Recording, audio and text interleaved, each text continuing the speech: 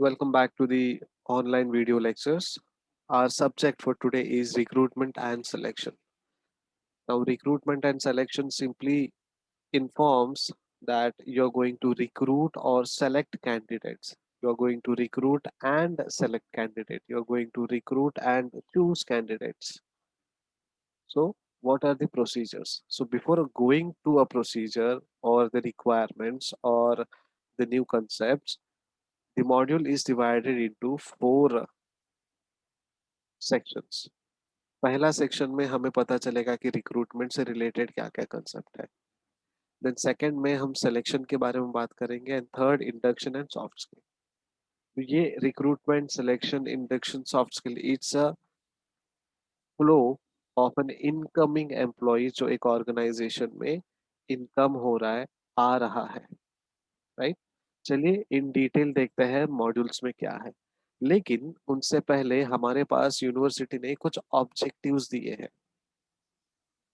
अब ये ऑब्जेक्टिव्स का मतलब क्या है? दीज आर दी स्कोप्स कि आपको ये सब्जेक्ट पढ़ने के बाद आपका आउटपुट क्या आने वाला है, या ये सब्जेक्ट हमें क्यों पढ़ना है।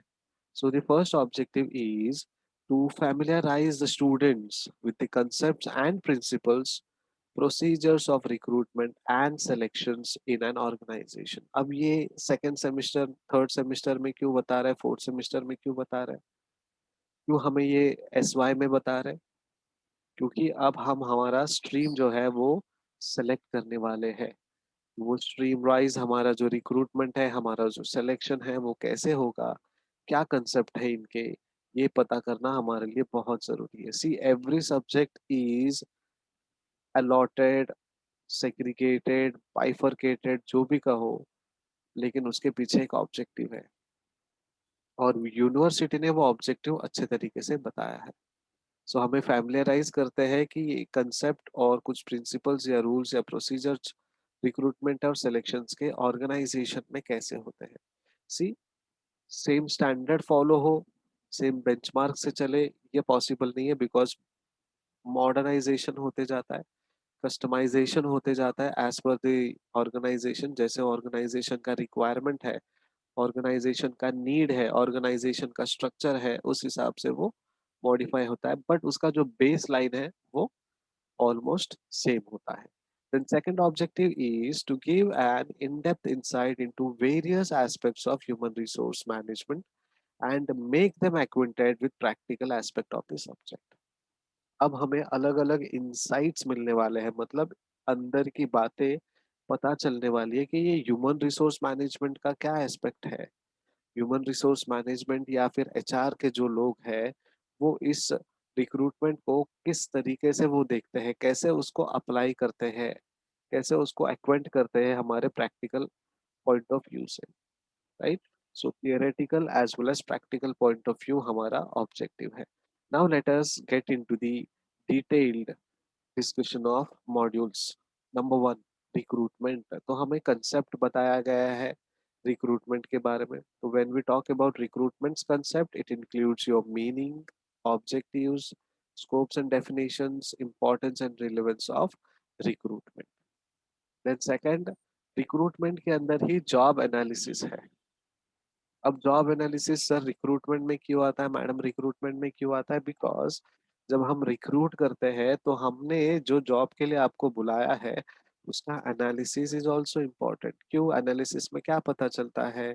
एक तो स्पेसिफिकेशंस, जॉब डिटेल्स जो बोलता है ना, वो जॉब डिटेल हमें बताया जाता है, डिस्क्रिप्शन दिया जाता है, ये पर्टिकुलर जॉब किस चीज का है, इस पर्टिकुलर जॉब में हम क्या करने वाले हैं, प्रोसेस क्या है, क्या क्या मेथड्स है, और ये जॉब एनालिसिस के कुछ यूजेस है। तो हमें एनालाइज करना है एक पर्टिकुलर जॉब को। And then third concept is of job design. तो जॉब डिजाइन मतलब क्या है, उसका इंट्रोडक्शन हमें मॉड्यूल में दिया है, डेफिनेशंस बताए हैं, जॉब डिजाइन के अलग अलग टेक्निक्स हमें बताए गए हैं। अच्छा, जॉब डिजाइन के कुछ फैक्टर्स हैं वो अफेक्ट करते हैं, तो कौन से फैक्टर्स हैं वो भी बताया गया। And then contemporary issues in job designing, that is modern issues in job designing. जब भी आप जॉब डिजाइन करते हो तो मॉडर्न इश्यूज वहां पे आता है। अब नेक्स्ट इज सोर्सेज और टाइप ऑफ रिक्रूटमेंट। सोर्सेज मतलब कहाँ से आप रिक्रूट करते हो या कर सकते हो या कर रहे थे, ठीक है? और टाइप ऑफ रिक्रूटमेंट मतलब अलग-अलग तरीके।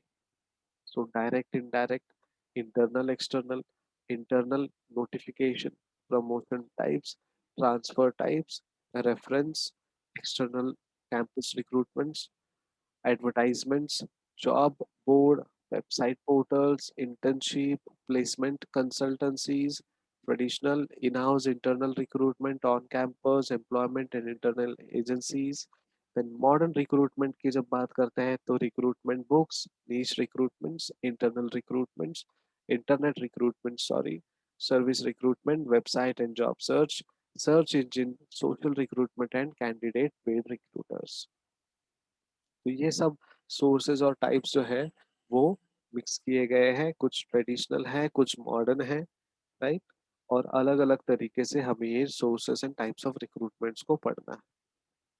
तो हमने कंसेप्ट देखा, जॉब एनालिसिस पढ़ेंगे, जॉब डिजाइन देखेंगे, टाइप्स ऑफ रिक्रूटमेंट या सोर्सेस ऑफ रिक्रूटमेंट देखेंगे, एंड देन उसके बाद हम पढ़ेंगे टेक्निक्स ऑफ रिक्रूटमेंट। उसमें दो तरीके हैं, एक तो ट्रेडिशनल है और एक मॉडर्न रिक्रूटमेंट है। एंड देन अब हम एक और चीज पढ़ेंगे, दैट इज अल्ट्रा मॉडर्न।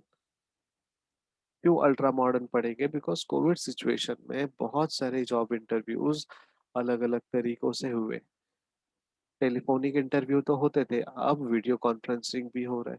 पहले वीडियो कॉन्फ्रेंसिंग भी होते थे, लेकिन हमें बोला जाता था कि आपको आना है कंपलसरी, चाहे आप कल्याण से अंधेरी जाओ, ऐरोली जाओ, नवी मुंबई जाओ, कहीं भी जाओ, यू हैव टू ट्रैवल। कई बार बहुत सारे लोग कल्याण से पुणे भी ट्रैवल कर चुके हैं, मुंबई से पुणे ट्रैवल कर चुके हैं, गुजरात से पुणे ट्रैवल कर चुके हैं, अलग अलग स्टेट से इंटरव्यूज के लिए आ चुके हैं।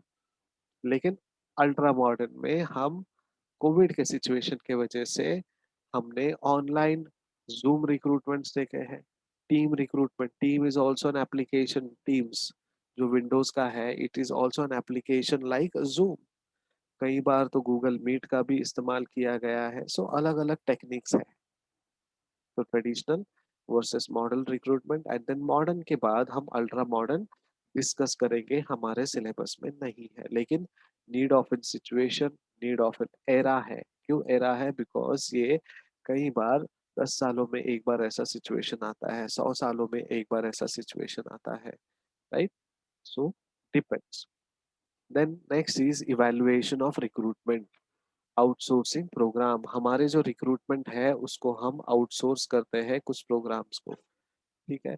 तो इवैल्यूएट करना है कि हम एक पर्टिकुलर इंसान को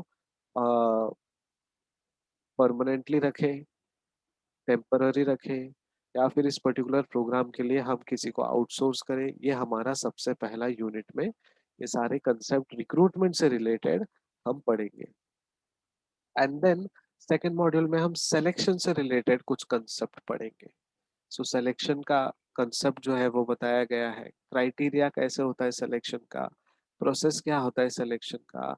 अब इस सिलेक्शन के लिए हम एडवर्टाइजमेंट और एप्लीकेशन कैसे बना सकते हैं, हमारे पास कुछ ब्लैंक फॉर्मेट होंगे, वो फॉर्मेट भी हम देखेंगे, कुछ रेडीमेड फॉर्मेट होंगे, वो भी फॉर्मेट हम देखेंगे।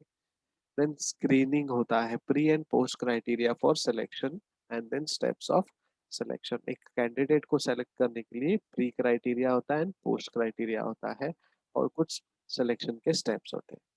देन इंटरव्यूइंग, इंटरव्यूइंग का मतलब है इंटरव्यूज कैसे होते हैं, क्या क्या टाइप्स है, इंटरव्यूअर एंड इंटरव्यूवी के कुछ गाइडलाइंस है, टाइप्स ऑफ सिलेक्शन टेस्ट है, इफेक्टिव इंटरव्यूइंग टेक्निक्स है।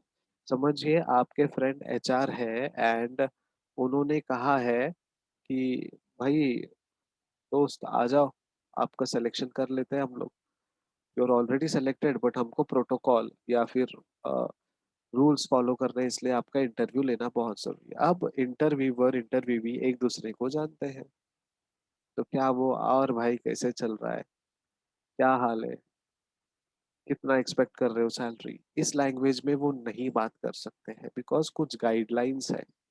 You have to have professional behaviour, right? You have to behave in very structural.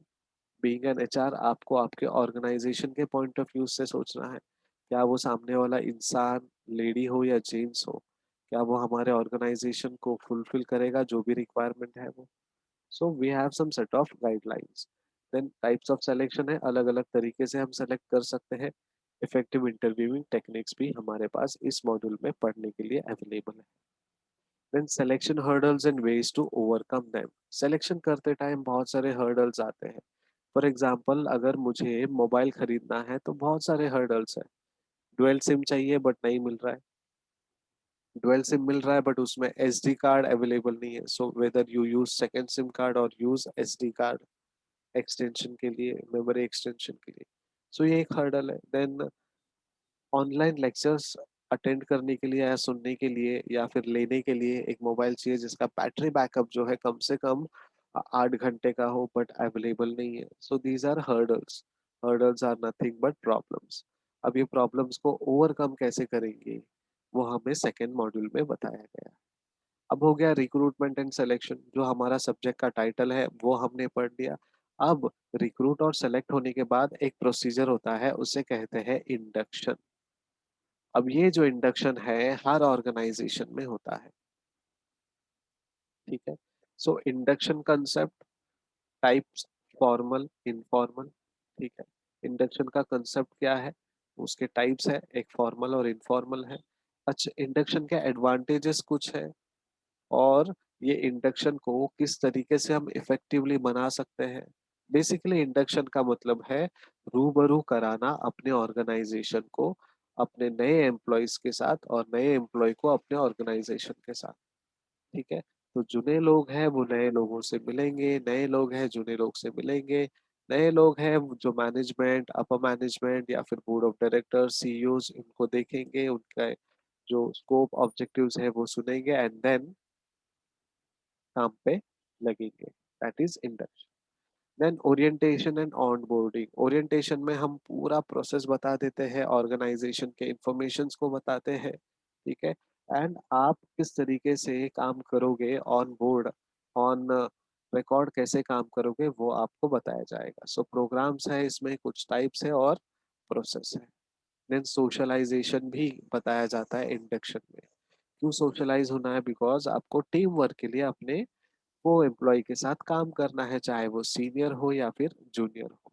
Socialisation के टाइप्स क्या है, एंटिसिपेटरी है, एनकाउंटर है, सेटिंग इन है, सोशलाइजेशन के कुछ टैक्टिक्स भी है। और कुछ करंट ट्रेंड्स है इंडक्शन में, जैसे कि रिक्रूटमेंट एंड सिलेक्शन स्ट्रेटजीज है with respect to service, finance, IT, law and media industry. 3 modules में से 2 मॉड्यूल हमारा इंट्रोडक्टरी हो गया, तीसरा मॉड्यूल में हमें एक नया कंसेप्ट मिल रहा है जो कि प्रैक्टिकली इम्प्लीमेंट होता है। Right. And then last one is very important, that is soft skill. ये अगर आपका ठीक से नहीं रहा तो आपको शायद module 1, module 2 and module 3 practically करने नहीं मिलेगा। मतलब आपका रिक्रूटमेंट या सिलेक्शन नहीं होगा।